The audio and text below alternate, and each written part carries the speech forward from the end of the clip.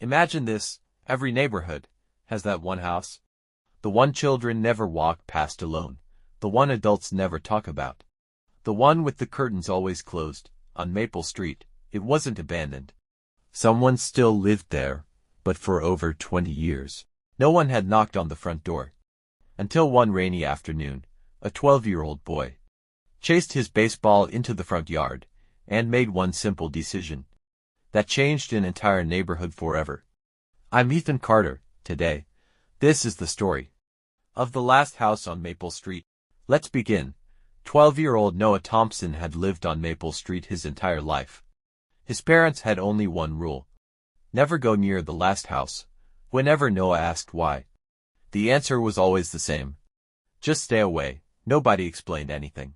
The neighbors simply accepted it. The last house was a place everyone ignored. One Saturday afternoon, Noah was playing baseball with his friends. He swung the bat, the ball flew over the fence, and landed in the front yard of the last house. His friends immediately stepped back. Forget it. Leave the ball. It's not worth it. But Noah couldn't understand. It was only a baseball. Heart-pounding. He climbed over the small fence. The yard wasn't overgrown. The flowers were carefully cared for. The porch was clean. Everything looked loved. Just as Noah picked up the baseball, the front door slowly opened. An elderly woman stood quietly in the doorway. She wasn't angry. She wasn't frightening. She simply smiled. Then she asked, "Would you like a cookie?" Noah froze. This wasn't the scary old woman everyone had imagined. She introduced herself. "My name is Eleanor." She had lived in the house for 43 years. Her husband had passed away more than 2 decades earlier. After that, visitors slowly stopped coming. Friends became busy. Neighbors moved away. Children grew up, year after year. The house became quieter, until silence became her only companion. From that day on, Noah visited every Saturday. Sometimes they baked cookies, sometimes they played chess. Sometimes they simply sat on the porch, watching the sunset. Eleanor listened to Noah's dreams. Noah listened to Eleanor's stories.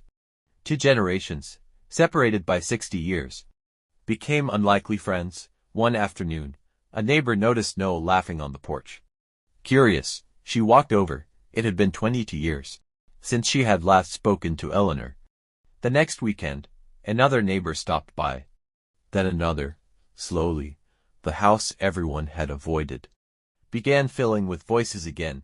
As Christmas approached, Noah had an idea.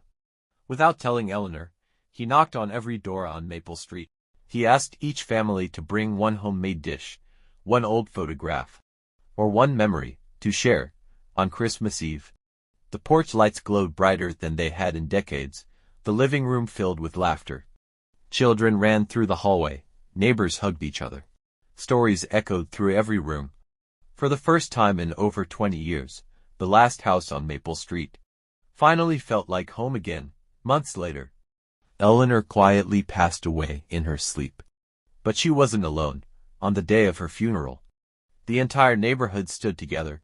People who had barely known each other before now stood side by side, not because they had lost a neighbor, but because one little boy had helped them find one another again. Today, the house still stands. A new family lives there. Children play in the yard. Neighbors stop to chat on the sidewalk. Every Christmas, the people of Maple Street gather for dinner, not because of tradition, but because one curious boy once ignored a rumor, knocked on a stranger's door, and reminded an entire neighborhood that loneliness often hides behind the quietest windows. Sometimes, the houses that seem the most mysterious aren't hiding secrets. They're simply waiting for someone to say hello. I'm Ethan Carter. Thanks for watching. If this story touched your heart, please like, subscribe, and join me as we uncover stories that remind us that the smallest acts of kindness can change lives forever. Until next time, never be afraid to knock on the right door.